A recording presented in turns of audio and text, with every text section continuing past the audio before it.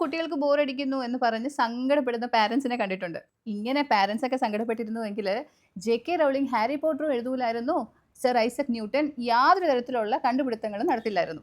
കാരണം ബോറടിയാണ് ഒരു വ്യക്തിയെ കൂടുതലും എക്സ്പെരിമെന്റ് ചെയ്യാനും എക്സ്പ്ലോർ ചെയ്യാനും പ്രേരിപ്പിക്കുന്നത്.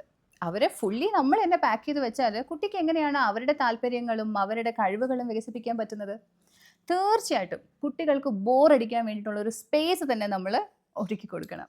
കുട്ടികൾക്ക് ബോറടിക്കുമ്പോൾ അവർ ചിത്രം വരയ്ക്കും, അവരൊരു പാട്ട് പാടും, അല്ലെങ്കിൽ അവരൊരു ഡാൻസ് ചെയ്യും. അവരെ ഏത് രീതിയിൽ എൻഗേജ് ചെയ്യണം എന്നുള്ള ഡിസിഷൻ കുട്ടിയായിട്ട് എടുക്കും. ഒരു സമയം വരെ പാരൻസിന് കുട്ടികളുടെ എല്ലാ കാര്യങ്ങളിലും ഇൻവോൾവ് ചെയ്യാനുള്ള ഒരു ടെൻഡൻസി ഉണ്ട്. അതുകൊണ്ട് തന്നെ നോർമൽ സ്കൂൾ അവേഴ്സ് കഴിയുമ്പോൾ അവരെ ഡാൻസിന് വിടുന്നു, പാട്ടിന് വിടുന്നു, തബലയ്ക്ക് വിടുന്നു, ഗിറ്റാറിന് വിടുന്നു, സ്വിമ്മിങ്ങിന് വിടുന്നു. ഇങ്ങനെ ഒരു കുട്ടിക്ക് എടുക്കാൻ പറ്റാത്തതിനെക്കാട്ടിലും ഭാരം കൊടുത്ത് അവരുടെ ബോറടി മാറ്റാൻ ശ്രമിക്കുന്ന ഒരു തലമുറ ഉണ്ടായിരുന്നു.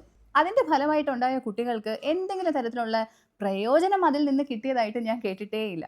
ഇപ്പം ഞാൻ കാണുന്ന ടീനേജേഴ്സ് ആയിക്കോട്ടെ, അതിനുശേഷം വന്ന ജെൻസി പിള്ളേരായിക്കോട്ടെ, എല്ലാവരും പറയുന്നത് ടോക്സിസിറ്റി, പാരൻസിൻ്റെ കൂടെ അടികൂടി വയ്യ, അവർ ഞങ്ങളെ മനസ്സിലാക്കുന്നില്ല, ഞങ്ങളുടെ വാല്യൂസിന് അവരൊരു സ്പേസ് തരുന്നില്ല, ഞങ്ങൾക്ക് ഡിസിഷൻ എടുക്കാനുള്ള ഒരു സ്വാതന്ത്ര്യം തരുന്നില്ല എന്നുള്ള പരാതികളല്ലാതെ ഈ കൂടെ ഓടിയ പാരൻസിനെ കുറിച്ചിട്ട് അവർക്ക് ഒരു ഗ്രേറ്റ്ഫുൾ ആയിട്ടുള്ള ഒരു കമൻറ്റ് പോലും ഈ കുട്ടികൾ പറഞ്ഞ് ഞാൻ കേട്ടിട്ടില്ല.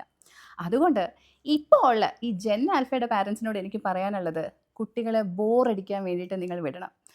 അവരുടേതായിട്ടുള്ള രീതിയിൽ അവരെ എൻഗേജ് ചെയ്ത് വെക്കുമ്പോൾ മാത്രമേ അവർക്ക് എന്തെങ്കിലുമൊക്കെ കഴിവുണ്ട് എങ്കിൽ അവർ വികസിപ്പിച്ചെടുക്കാൻ അവർക്ക് പറ്റുള്ളൂ. Because you are the mindful parent.